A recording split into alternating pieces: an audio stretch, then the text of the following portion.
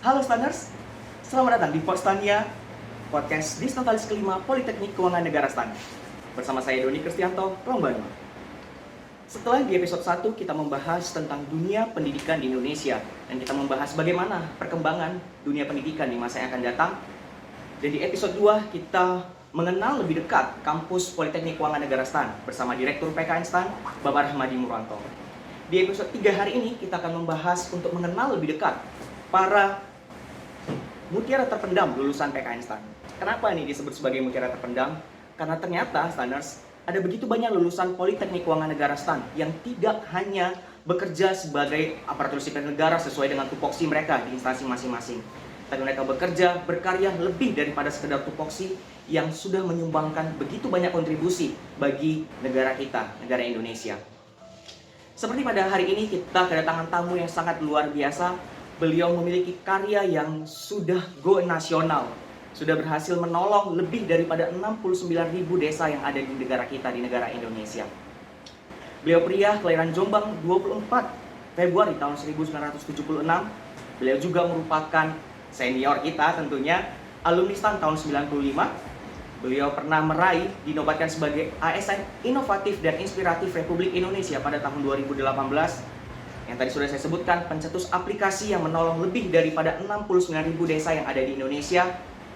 Yang saat ini aktif menjabat sebagai Kepala Subdirektorat Pengawasan, Akuntabilitas Keuangan, Pembangunan, dan Tata Kelola Pemerintahan Desa Wilayah 2 pada Badan Pengawasan Keuangan dan Pembangunan atau BPKP, Bapak Ahmad Basori.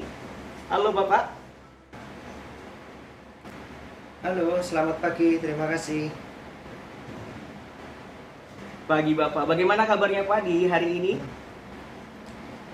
Baik, alhamdulillah sehat-sehat selalu.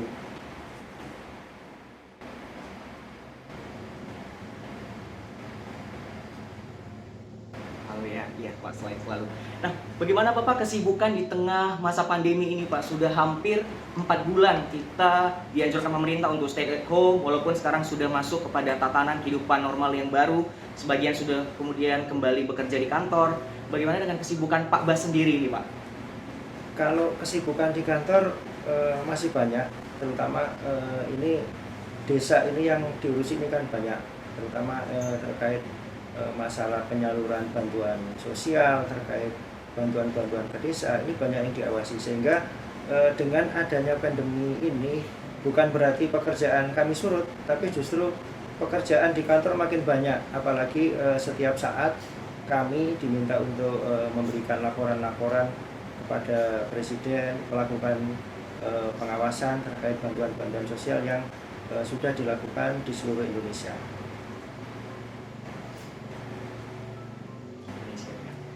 Bahkan justru banyak yang mengatakan Pak, selama masa pandemi ini pekerjaan justru semakin banyak Ya, gitu ya betul, Pak ya. betul. Waktu pekerjaan tidak mengenal waktu, bisa bekerja di rumah sampai weekend bahkan ya Pak. Ya, dan ini sebenarnya dengan pandemi ini ada proses pembelajaran bagi kita para ASN, di mana kalau kita sebelumnya timbul mindset kalau bekerja harus di kantor. Tapi dengan adanya kondisi seperti sekarang ini, kita dituntut untuk melek teknologi, untuk menyesuaikan dengan kondisi yang ada, dan dimanapun kita berada kita bisa bekerja, baik di rumah, di kantor maupun di berbagai tempat yang di situ memungkinkan kita untuk bekerja setiap saat. Baik. Sebelum kita nanti ngobrol lebih lanjut Pak seputar topik kita hari ini, kita akan menggali-gali tentang bagaimana Bapak bisa menciptakan sebuah aplikasi yang saat ini sudah menolong lebih daripada 69.000 desa yang ada di Indonesia. Dalam rangka Disnotalis ini Pak, kita ingin kembali napak tilas nih Pak, dan ingin kembali flashback bagaimana sih perjalanan Bapak selama berkuliah di PKN STAN. Saya akan mengawalinya Pak dengan memberikan 5 pertanyaan Pak, 5 pertanyaan seputar perkuliahan Bapak pada zaman dahulu Ya, Pak. silakan. Tapi sebelumnya Bapak pada tahun 95 itu kuliahnya masih di BDK ya Pak ya? 95 kuliahnya kami sudah di kampus Jurang Mangu STAN. Jadi namanya masih BPLK, Badan Pendidikan dan Latihan Keuangan. Masih BPLK ya Pak. Oke. Baik, siap ya Pak Bas ya. Saya akan kasih 5 pertanyaan Pak, di mana di masing-masing pertanyaan itu ada 2 pilihan. Nanti Bapak boleh memilih salah satu di antara kedua pilihan tersebut. Ini untuk kita flashback ke masa lalu.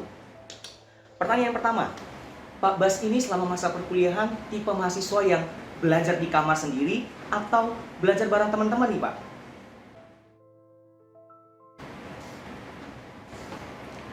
Saya termasuk yang suka tipe belajar sendiri. Kebetulan dulu saya itu kalau jam istirahat ini sering menyepi di perpustakaan. Jadi tekun membaca buku gitu ya, banyak membaca literatur gitu. Jadi anak perpus banget ya Ya, Pak ya? betul, anak perpus banget. Jadi setiap istirahat selalu ke perpustakaan baca buku. Wah, tidak heran menghasilkan karya yang luar biasa ya Pak. Ternyata dari Ya. kuliah juga sudah sangat senang membaca ya Pak. Ya, betul. Nah, pertanyaan kedua nih Pak, selama mungkin merantau di Jurang Mangu Pak, tipe mahasiswa yang masak sendiri atau selalu beli makanan di warung langganan Pak? Kalau dulu saya sering makan di warung, yang jelas sering makan di warung, ngobrol dengan teman, ya seperti itulah.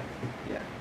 Jadi jarang masak di rumah, karena memang dulu sewaktu saya kuliah itu, jadi pagi kuliah, sore kemudian saya juga bekerja di luar waktu dulu. Karena memang rata-rata background mahasiswa STAN zaman dulu itu adalah dari kalangan ekonomi bawah, termasuk saya juga. Artinya untuk bisa bertahan di Jakarta juga harus bisa bekerja gitu ya, untuk bisa sekedar makan ataupun untuk biaya-biaya lain yang terkait dengan masalah mungkin alat tulis dan lain-lain yang diperlukan selama masa kuliah. Perjuangannya luar biasa ya Pak selama berkuliah di TKN STAN. Ya, betul. Oke, pertanyaan ketiga nih Pak Bas.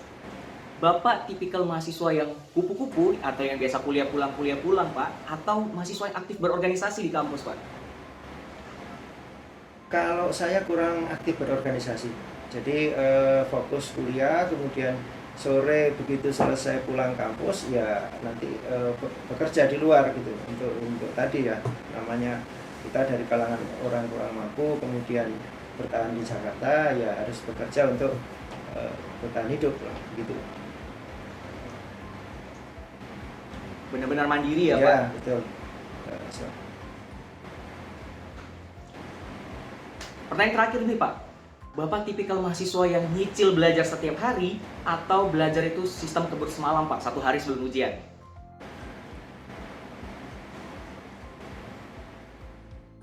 Nah ini yang biasanya kalau kawan-kawan sukanya SKS, sistem kebut semalam, tapi saya bukan tipikal begitu. Jadi kalau belajar itu saya rutin, jadi diusahakan dalam satu hari itu minimum 1 jam 2 jam untuk belajar.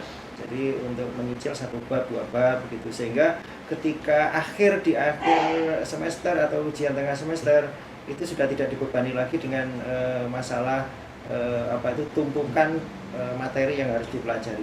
Jadi cukup dengan belajar sekilas sudah langsung bisa siap untuk mengikuti ujian. Wah, ini satu tips ya Pak, standar boleh didengar ya. Jangan menggunakan sistem SKS. Iya, Pak Suri betul. ternyata menggunakan sistem belajar 1-2 jam setiap hari sehingga tidak memberatkan pada saat ujian ya Pak. Iya, betul. Nah, kita kembali mau nostalgia nih Pak. Kalau boleh tahu, kenapa pada dahulu kala Pak, pada tahun 95 kemudian Bapak memilih untuk berkuliah di Politeknik Keuangan Negara STAN atau yang tadi pada zamannya bernama BPLK Pak? Zaman itu namanya sebenarnya sudah STAN, cuma di bawah naungan lembaganya BPLK gitu ya. Namanya sudah STAN, cuma waktu itu masih terpisah-pisah. Jadi masih ada prodi pajak, prodi PBB, ada prodi anggaran, ada prodi akuntansi. Yang ini kemudian kalau sekarang kan sudah digabung menjadi satu lembaga. Dulu memang masih terpisah seperti itu. Nah, latar belakang kenapa saya kuliah di STAN, memang dari awal itu sudah punya cita-cita memang masuk ke STAN. Ya itu karena dengan kondisi background keluarga saya yang dulu memang tidak mampu untuk mengkuliahkan saya, sehingga mencari sekolah-sekolah yang sifatnya kedinasan. Nah, di situ mungkin bisa menjadi celah untuk bisa terfasilitasi, bisa kuliah dan bisa mengenyam jenjang pendidikan seperti yang lainnya. Baik, Pak. Nah, ada nggak sih Pak selama berkuliah mungkin 3 tahun ketika diploma 3 pengalaman yang tak terlupakan oleh Pak Bas yang pasti terngiang-ngiang sampai saat ini ketika disebutkan nama PKN STAN atau STAN? Ada nggak satu pengalaman yang masih Bapak ingat dengan jelas? Yang jelas kenangan di STAN itu kalau masa saya dulu itu memang kebanyakan dari kampus STAN ini kampus yang unik. Kami ada dari berbagai daerah berkumpul di satu tempat. Tapi walaupun begitu rata-rata kami kebanyakan orang desa. Jadi kultur dari daerah masing-masing dari desa ini kita bawa ke sana dan kebiasaan dari desa yang masih lugu itu masih dibawa di kampus. Jadi ini yang membedakan kampus kita dengan kampus yang lain. Mungkin kalau kampus yang lain sudah modern dan gitu ya, artinya perilaku budayanya sudah budaya modern. Tapi waktu saya masuk ke STAN itu kental sekali terasa nuansa keakraban, kekeluargaan, kemudian nuansa seperti kampung gitu, enak gitu. Jadi terasa nyaman bagi saya, apalagi kampus di pinggiran itu justru juga mendukung situasi yang seperti itu.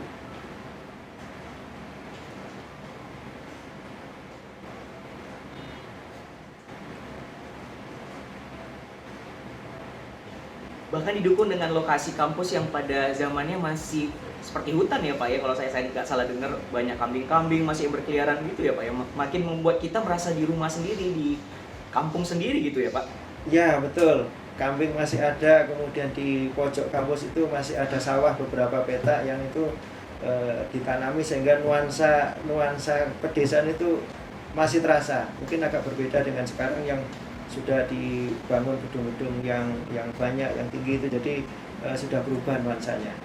Itu nuansa dulu memang nyaman luar biasa. Walaupun sekarang pun ya terasa nyaman gitu ya, sudah agak bagus, sudah ada pagar pembatasnya, sudah tidak ada lagi hewan masuk ke dalam kampus, sudah luar biasa. Oke, menarik sekali Pak. Memang tahun 95 itu masih sangat asri ya PKN STAN, tidak seperti sekarang pun masih asri, masih banyak sekali pohon. Tapi benar seperti kata Pak Bas tadi, sudah lebih banyak gedung yang dibangun. Kalau dulu mungkin gedungnya masih CD ya Pak? Apa masih ingat nggak gedung perkuliahan dulu gimana sistem penamaannya Pak? Kalau sekarang kan ada C, D, E, F, I, J Pak. Kalau dulu sama penamaannya, ya ada gedung A, B, C, D, E sampai F, G, terakhir G yang gedung untuk aula itu. Nah untuk yang pertemuan ya Pak? Ya gedung pertemuan, gedung perpustakaan. Nah di luar itu yang baru seperti gedung C, gedung apa itu masih belum ada. Jadi masih lapangan terbuka, dan di pojok-pojok itu masih ada beberapa sawah di sana. Setelah kita tadi nostalgia tentang kampus nih Pak, tentu kan setelah menempuh pendidikan diploma 3, kita para lulusan PKN STAN langsung bekerja sebagai aparatur sipil negara ataupun pegawai negeri sipil Pak. Pengalaman kerja Pak Bas ini dari pertama kali lulus, di mana sih Pak ditempatkan? Saya pertama ditempatkan itu di ujung barat Indonesia. Jadi saya ditempatkan di BPKP Provinsi Nanggro Aceh Darussalam selama 3 tahun. Jadi tahun 2000 sampai 2004 itu zaman masa masih situasi belum kondusif di sana. Tapi walaupun begitu ya saya tetap berangkat ke sana selama 3 tahun di Aceh. Ya alhamdulillah aman, situasi aman sampai dengan 2 bulan menjelang tsunami. Saya pindah ke perwakilan BPKP Provinsi Jawa Timur. Nah di Jawa Timur ini saya paling lama, hampir 10 tahun saya bertugas di perwakilan BPKP Jawa Timur. Ya sudah banyaklah di sana, terutama fokus saya selama 10 tahun itu melakukan pendampingan keuangan pemerintah daerah. Jadi selama saya 10 tahun hampir 20 lebih kabupaten yang saya lakukan pendampingan untuk tata kelola keuangan daerah, mengembangkan sistem keuangan daerah. Kalau di tapi ada namanya Simda, itu saya setiap tahun selalu ditugaskan untuk menanam sistem. Jadi dari Pemda yang kosong tidak ada sistemnya, kita masuk Simda, kita tanam sistem itu sampai di sana tata kelolanya bagus. Nah, kemudian setelah itu 10 tahun saya di Jawa Timur, kemudian dipindah ke perwakilan BPKP Provinsi Sulawesi Barat.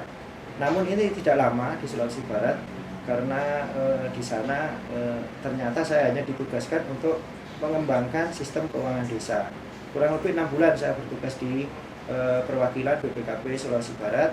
Kemudian setelah pekerjaan untuk mengembangkan sistem selesai, saya ditarik ke BPKP Pusat di Deputi Bidang Pengawasan Penyelenggaraan Keuangan Daerah. Sampai sekarang ini ditugaskan di kantor pusat BPKP.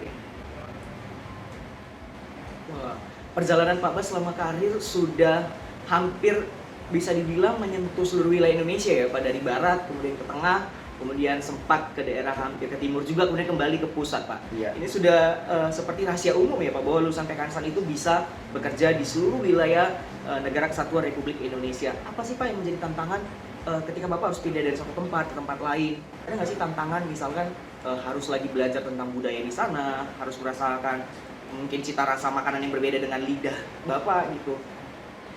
Iya. Kalau tantangan kami ya di BPKP kerja berpindah-pindah itu masalah home base terutama. Jadi kalau kita bekerja sering berpindah harus ditentukan di mana domisili kita.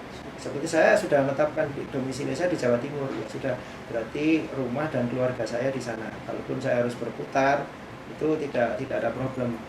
Kalau dari sisi bertugas selama di pusat, karena posisi di pusat kita juga punya 34 perwakilan BPKP di daerah, biasanya keliling, memang betul keliling, mulai dari hampir di 34 provinsi sudah saya kunjungi, kecuali hanya ada beberapa yang belum dikunjungi, apalagi juga dalam 3 tahun belakangan ini karena mengurusi sistem keuangan desa yang ini coveragenya seluruh Indonesia, itu hampir tiap bulan itu selalu berkeliling dari satu provinsi ke provinsi yang lain.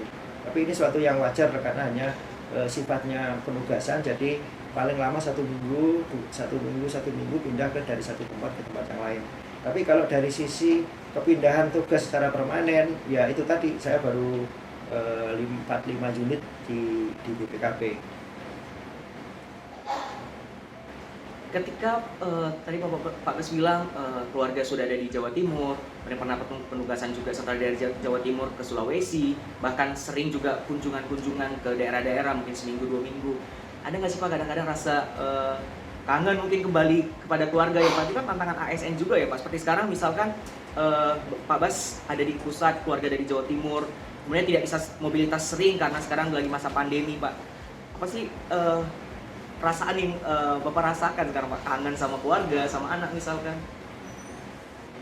Ya, ini memang tantangan kita bekerja jauh dari keluarga. Ya, kalau sebelum masa pandemi kemarin, dengan jarak lokasi Jakarta dengan Surabaya yang mungkin kita bilang tidak terlalu jauh ya, waktu sebelum ada pandemi setiap hari ada pesawat Jakarta Surabaya. Dulu saya hampir tiap minggu pulang ke Jakarta Surabaya, dan ini banyak juga kok teman-teman kita ada yang dari DJP, dari pajak, itu sering ketemu saya di pesawat malah. Jadi karena seringnya pulang mondar-mandir Jakarta Surabaya, malah justru saya sering banyak ketemu teman-teman sesama alumni STAN. Ini ya kita ya saya merasa enjoy bisa komunikasi dengan teman-teman walaupun ya hanya sekilas di dalam perjalanan gitu. Biasa disebut dengan PJKA ya Pak, ya, pulang betul. Jumat kembali Ahad ya Pak? Ya betul, kami punya kelompok namanya itu pulang Jumat kembali Ahad, cuma kadang moda transportasinya kalau sekarang berbeda. berapa lama Pak? Saya sudah 5 tahun di kantor pusat BPKP dan sudah sering mondar-mandir Jakarta Surabaya, dan memang dengan kondisi COVID sekarang ini memang agak sedikit terkendala ketika moda transportasi dibatasi, sehingga untuk pulang ke rumah itu paling tidak baru bisa 1 bulan atau 1,5 bulan baru bisa pulang sekali gitu ya ke sana. Memang juga kita dengan kondisi sulitnya transportasi sehingga juga harus cuti dulu kalau dalam posisi seperti ini. Nah kalau dulu setiap Jumat kita sudah siap-siap ke bandara untuk pulang, nanti hari Minggu sudah balik lagi ke kantor. Nah, eh, Bapak kan mempunyai tugas untuk asistensi seperti itu Pak ya, untuk keuangan desa dan sebagainya. Untuk pengalaman-pengalaman yang paling nggak bisa Bapak lupakan, pernah nggak ditugaskan mungkin sampai di desa yang terpencil sekali, aksesnya mungkin harus berjam-jam menggunakan sepeda motor, mobil bahkan? Pengalaman saya terutama daerah terpencil itu ketika pertama kali mengembangkan Siskudes, di mana waktu itu daerah yang digunakan untuk uji coba itu ada salah satu daerah namanya Kabupaten Mamasa. Itu daerah terpencil jauh dari mana-mana dan perjalanan ke sana butuh waktu sampai hampir 1 hari penuh. Jadi mulai pagi sampai dengan malam kita di perjalanan, bahkan sampai jam 9 malam baru sampai di lokasi. Itu yang paling ini ya, pengalaman ke lokasi yang paling sulit dijangkau. Tapi di sana ada juga kita bahagianya, karena kultur daerah yang terpencil itu rata-rata masyarakatnya masih lugu, mereka juga masih akrab dengan kekeluargaan gitu. Jadi sehingga ketika saya berkunjung ke desa juga disambut dengan baik oleh mereka. Ya, termasuk walaupun kadang disuguhkan hidangan seadanya, malah disitulah timbul keakraban dengan mereka.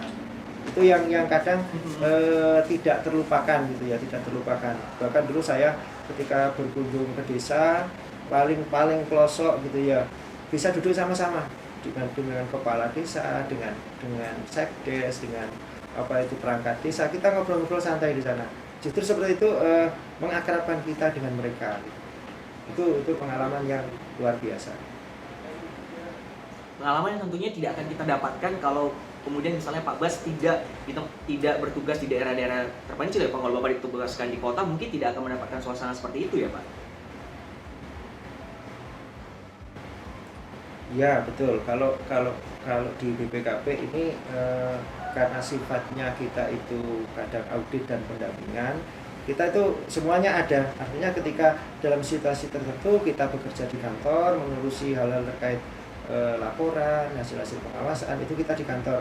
Tapi suatu ketika kita akan turun ke lapangan. Itu yang kadang banyak pengalaman yang bisa kita dapatkan di sana.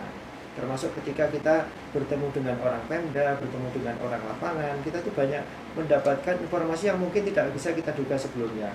Dan itu nanti memang kita akan banyak bertemu dengan orang. Nah, disitulah mungkin kita akan mendapatkan banyak pengalaman, banyak pengetahuan, banyak hal-hal yang mungkin sebelumnya tidak pernah kita bayangkan. Di situ ya, disitulah kemampuan dan pengetahuan kita senantiasa bertambah ketika kita sudah turun ke lapangan. Oke, sudah turun ke lapangan. Nah, karena tadi Bapak sudah sempat menyinggung tentang Simda Desa nih. Mungkin standar belum tahu ya. Jadi Pak Bas ini adalah pencetus terbentuknya sebuah aplikasi yang bernama Simda Desa, Sistem Informasi Manajemen Daerah, atau kemudian sekarang dikenal dengan Siskudes. Siskudes, Sistem Keuangan Desa. Bagaimana kemudian Pak, kenapa Bapak bisa terpikirkan mencetuskan sebuah aplikasi yang seperti ini Pak? Perlu diketahui teman-teman bahwa aplikasi ini membutuhkan tingkat kemampuan programming yang luar biasa, sudah menolong tadi lebih daripada 69.000 desa, dan dibagikan secara gratis Pak. Apa latar belakang kemudian Pak Bas mencetuskan aplikasi ini Pak? Ya, sebenarnya ini pertama ya, kenapa kok sampai terpikir kita mengembangkan aplikasi sistem keuangan desa. Itu yang pertama memang waktu dulu saya ditugaskan untuk development sistem dari pihak kantor, dari BPKP, itu sudah memprediksi bahwa dengan adanya kebijakan pemerintah memberikan dana anggaran 1 desa 1 miliar, itu sudah bisa terbayang. Kita tahu desa itu bagaimana SDM mereka, bagaimana kemampuan mereka, nah, bagaimana tingkat pendidikan mereka, itu juga kita ragu gitu ya. Artinya bisa tidak para kepala desa, para perangkat desa ini mempertanggungjawabkan keuangan desa yang sudah mereka terima dengan tertib, akuntabel dan transparan. Ini yang menjadi background kenapa itu dikembangkan. Nah, dari survei yang sudah dilakukan oleh teman-teman itu di 5 provinsi waktu itu tahun 2014, itu hampir semua desa ini tidak bisa membuat laporan keuangan. Nah, inilah yang menjadi background kenapa kemudian ada salah satu pimpinan saya dulu punya rencana untuk mengembangkan sistem itu, dan kemudian saya ditugaskan sebagai teamwork yang untuk mengembangkan sistem keuangan desa itu. Nah, kenapa kok kalau seperti itu lah gitu ya? Kenapa kok sampai bisa mengembangkan sistem gitu ya? Pertama dari pengalaman saya ketika 10 tahun tugas di perwakilan BPKP Jawa Timur, kemudian melakukan pembinaan tata kelola keuangan daerah kepada pemda-pemda hampir di seluruh Jawa Timur. Nah, ini memberikan bekal gitu ya, bekal untuk memahami suatu proses tata kelola yang baik seperti apa sih, tata kelola keuangan daerah, keuangan desa yang baik seperti apa, itu menjadi bekal. Nah, di luar itu memang sejak dulu saya masih di kampus itu punya hobi mungkin yang agak beda gitu ya. Saya punya hobi programming. Jadi suka dengan otak-atik program komputer. Jadi zaman dulu masih ada namanya DBase, ada DBase, ada Foxbase, ada Fox Pro. Itu suka belajar. Kemudian dengan beralihnya perkembangan teknologi, kemudian saya belajar program-program yang pasca itu ya, yang sudah berbasis Windows. Ada Visual Basic, ada kemudian Delphi dan Access dan lain-lain. Itu ya yang dipelajari selama sekian periode itu.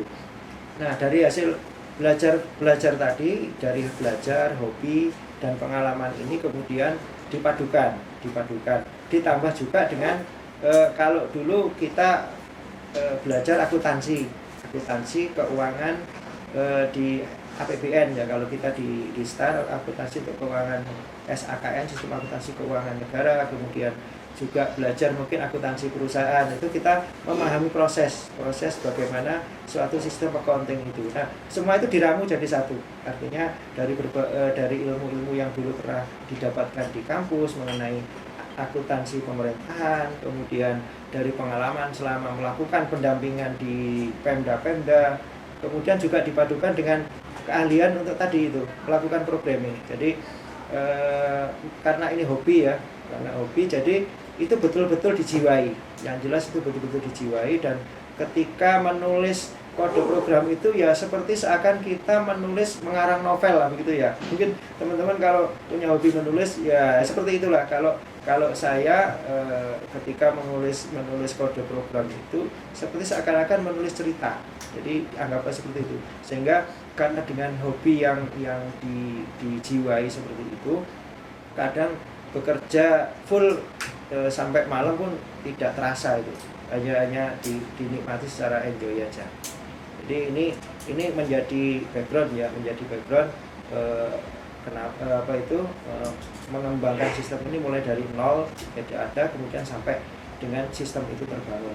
Dan sekarang alhamdulillah penggunanya kalau tadi disebutkan 69.000 ya, sekarang sudah digunakan hampir 71.249 desa. Jadi ya, 95,06%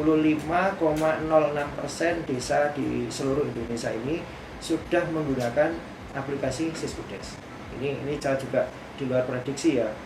Ini sudah hampir 100%, tapi memang kendala di wilayah Indonesia Timur itu di sana kondisi geografis terutama itu menyulitkan teman-teman di daerah untuk melakukan sosialisasi ke daerah terutama Papua Barat dan daerah Kaltara yang ada di daerah perbatasan terluar Indonesia.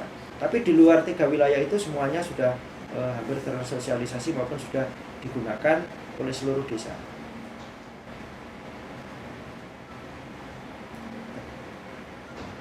Hampir 95% ya Pak. Nah, Bapak sendiri kan pertama kali merilis aplikasi ini atau mensosialisasikan aplikasi ini bukan di daerah yang sudah melek dengan teknologi, seperti Bapak sebutkan tadi di Kabupaten Mamasa, Sulawesi Barat, yang bahkan untuk mencapai lokasi tersebut harus off-road lebih daripada 12 jam pada zaman itu Pak. Bagaimana sulitnya Pak memberikan literasi kepada penduduk desa yang mungkin sangat minim selama ini tersentuh dengan pelajaran, apalagi tentang keuangan negara Pak? Apakah ada penolakan pertama-tama dari mereka Pak? Karena berbicara tentang keuangan kan banyak sekali kemudian kepala daerah yang enggan untuk dicampuri urusan keuangan di daerahnya Pak.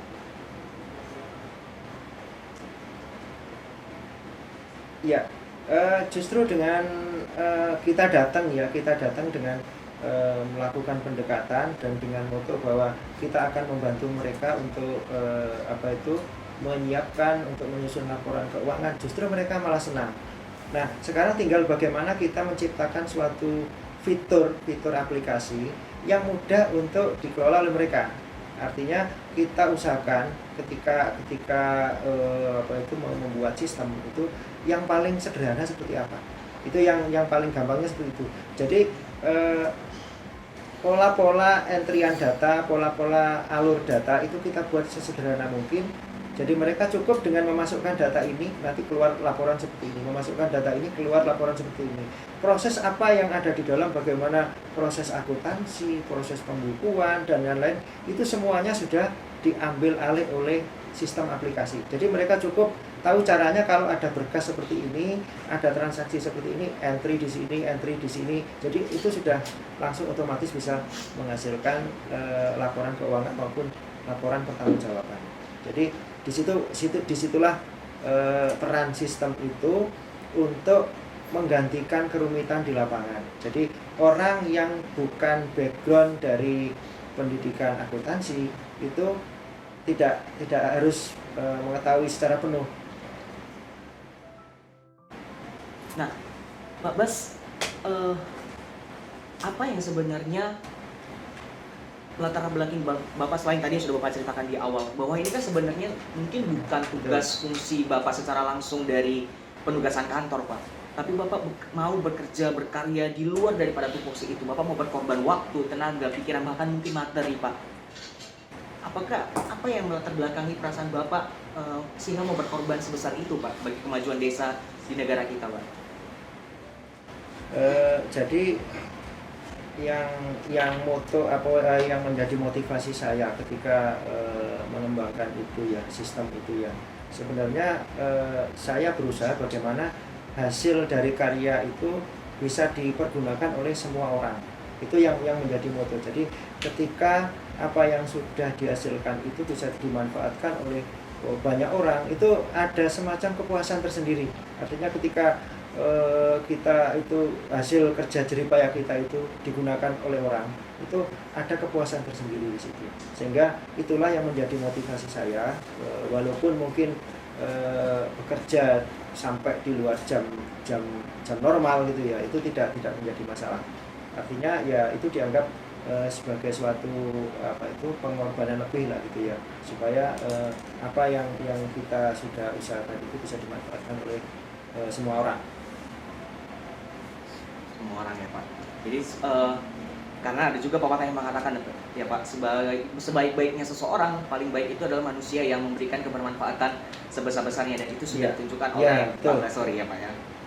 Ya betul, itu yang menjadi moto dan semangat saya. Nah, tadi menarik sekali Pak ketika Bapak menceritakan pada bagian sebelumnya bahwa selama berkuliah selain Bapak belajar tentang akuntansi, ternyata Bapak tetap mengembangkan soft skill Bapak yang tentunya jauh sekali Pak dari akuntansi, yaitu soft skill di dunia komputer. Menurut Bapak sebagai kita aparatur sipil negara yang sudah pasti akan langsung bekerja entah di instansi manapun, seberapa penting untuk kami mahasiswa yang mungkin saat ini masih belajar di kampus untuk tetap mengembangkan soft skill kami Pak? Soft skill ini perlu ya, artinya kalau pelajaran akademik ini kan sifatnya hanya pengetahuan. Di luar pengetahuan itu kita juga harus mempersiapkan gitu ya, bekal-bekal nanti ketika kita akan masuk bekerja di suatu instansi. Nah, salah satu bekal yaitu tadi kita melengkapi dengan beberapa kemampuan lain gitu di luar apa yang sudah diajarkan di kampus. Jadi selain mata kuliah yang reguler yang kita pelajari, juga kita harus belajar seperti apa yang waktu saya dulu, waktu itu juga belum terpikirkan bahwa dengan hobi programming dan belajar komputer itu ternyata di kemudian hari memberikan manfaat. Nah, apalagi sekarang ini dengan perkembangan teknologi yang maju, mungkin juga akan menuntut teman-teman untuk belajar lebih gitu ya, belajar lebih dan meningkatkan kemampuan yang nantinya itu juga akan pendukung tugas-tugas nanti ketika bekerja sebagai ASN. Dan mungkin kalau kita bekerja sebagai ASN ya jangan standar, artinya jangan hanya bekerja rutin gitu ya, tapi kita harus memberikan sesuatu yang lebih itu dari yang biasanya. Jadi tidak perlu malu ya Pak dengan sekarang kita punya soft skill apapun, diasah saja, karena kita tidak pernah tahu apakah soft skill kita ini akan terpakai di waktu yang akan datang ya Pak. Ya betul sekali itu. Baik Pak Bas, saya ingin tahu sebenarnya bagi seorang Pak Basori, apa sih makna menjadi seorang aparatur sipil negara Pak?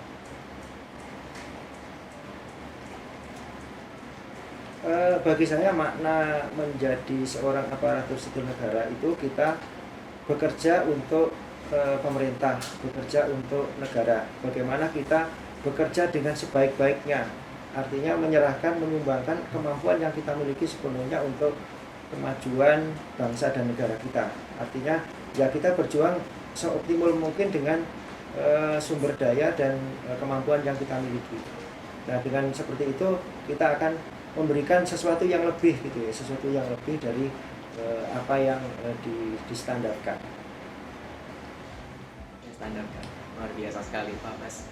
Nah, Pak Bas, untuk menutup nih Pak, untuk menutup Podstania di episode ketiga kali ini Pak, ada nggak sih Pak pesan-pesan yang mungkin Bapak mau sampaikan kepada adik-adik ya Pak ya, yang angkatan saya, angkatan di bawah saya justru 2017, 2018, 2019, atau bahkan calon-calon Stanners Pak, atau bahkan masyarakat umum yang saat ini nanti akan menyaksikan Podstania Pak, pesan-pesan tentang pembelajaran ataupun tentang aparatur sipil negara, tentang bagaimana bekerja dengan ikhlas.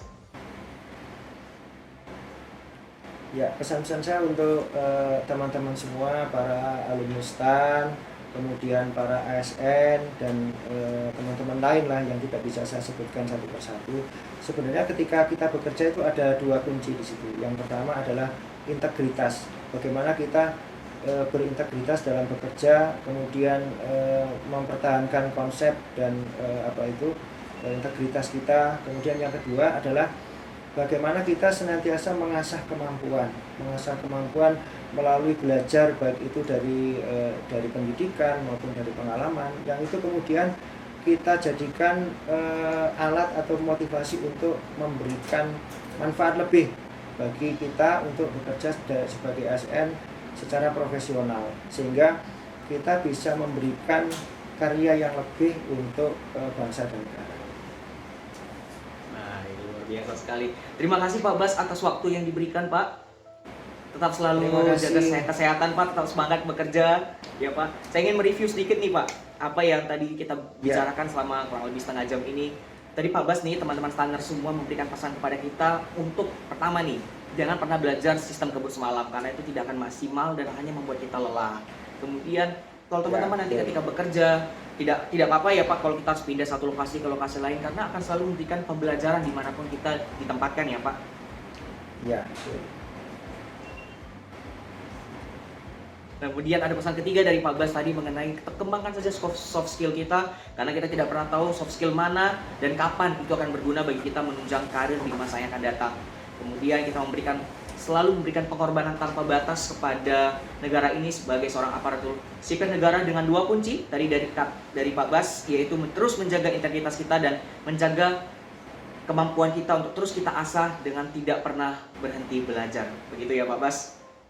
Iya, oke. Baik, sekali lagi saya terima kasih Pak Bas atas waktu yang diberikan. Dan teman-teman, terima kasih juga yang sudah menyaksikan Podstania ataupun mendengarkan di channel podcast kita. Saya Doni Kristianto bersama panitia pamit undur diri. Mohon maaf apabila ada kesalahan. Sampai bertemu di Podstania episode berikutnya.